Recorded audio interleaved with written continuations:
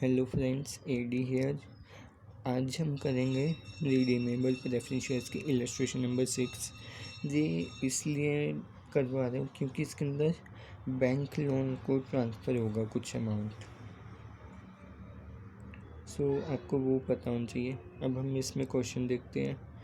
इन्होंने पहले balance sheet दे दिए, शेयर कैपिटल में दिए, fixed asset, asset side, stock, debtors. अब नेक्स्ट पेज पे देखते हैं हम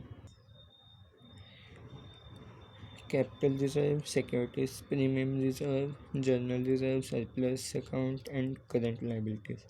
और एसेट साइड हो द कैश है। The preference share are to be redeem on 1 April at 10% premium. अब आपने प्रीमियम पे रिडीम करने हैं। 1 अप्रैल को आपने fresh issue of equity share was made to the extent it is required under the companies act. अब इन्होंने बोला कि जितने फ्रेश इशू की ज़रूरत होगी आपने उतने करने हैं।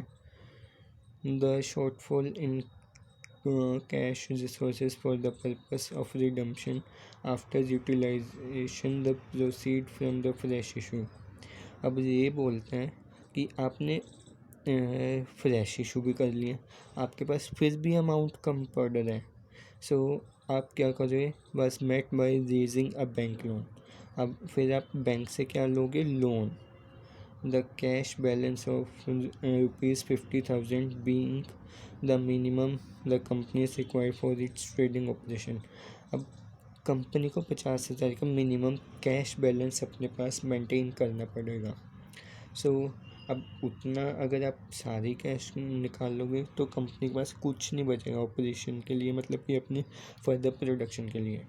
सो अब हम क्या करते हैं, अपनी एंट्रीज करते हैं, देखते हैं कितनी शॉर्टफॉल होती है।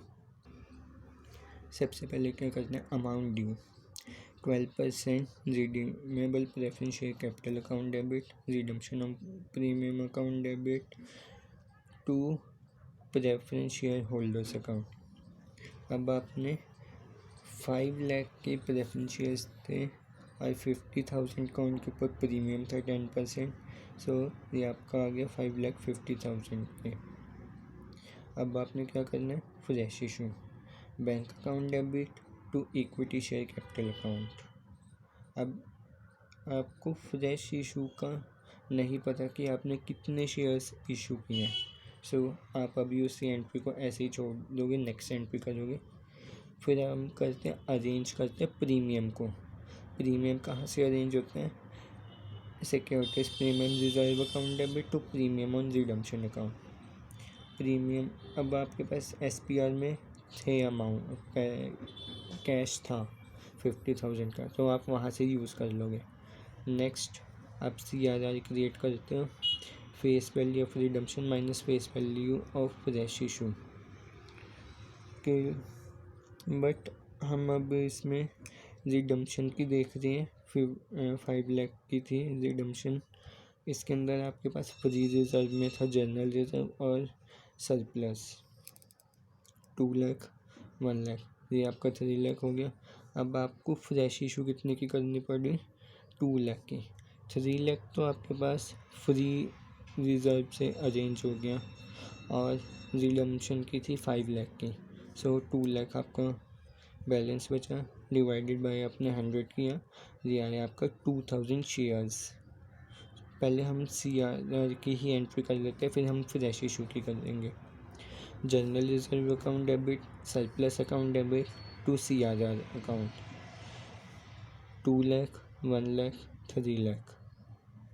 सो अब हम ऊपर अपनी फ्रेश इशू वाली एंट्री पे आते हैं।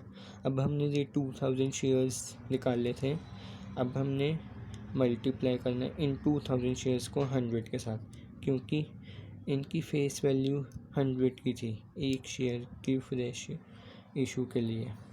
सो ये आपका आ गया 2 लाख। यहाँ पे आपने कैलकुलेट किया ही था, 2 लाख की आई थी। अब नेक्स्ट आप पेमेंट कर दोगे, preference share holders account debit to bank account, कितना? 5,50,000।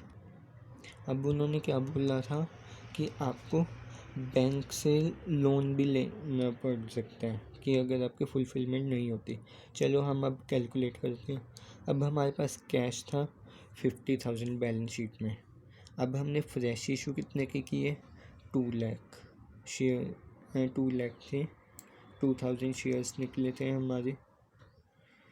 रिडीम कितने किए शेयर्स, फ्रेश इशू का अमाउंट ऐड होगा, रिडीम किए मतलब पैसा गया कितने, 5,50,000 शेयर्स थे। क्यों, इसके शेयर्स ने 5,50,000 का अमाउंट था और आपने मिनिमम बैलेंस मेंटेन करना था कैश का 50,000। ये आपके पास आ रहे हैं -3,50,000। अब आपको मतलब कि 3,50,000 का बैंक से लोन लेना पड़ेगा। अब उसकी entry, bank account debit to bank loan 3,50,000। इसका अमाउंट मैं आपको एक बार दोबारा बता देता हूँ। कैश था हमारे पास बैलेंस शीट में 50,000, फ्रेश इशू हमने कितने 2 लाख के किए थे, और रिडीम कितने किए शेयर्स की अमाउंट -5,50,000, और मिनिमम बैलेंस भी आपको 50,000 कैश का रखना था। सो आपके पास ये आया -3,50,000। If you like this video, please like, share, comment and subscribe the channel. Thank you.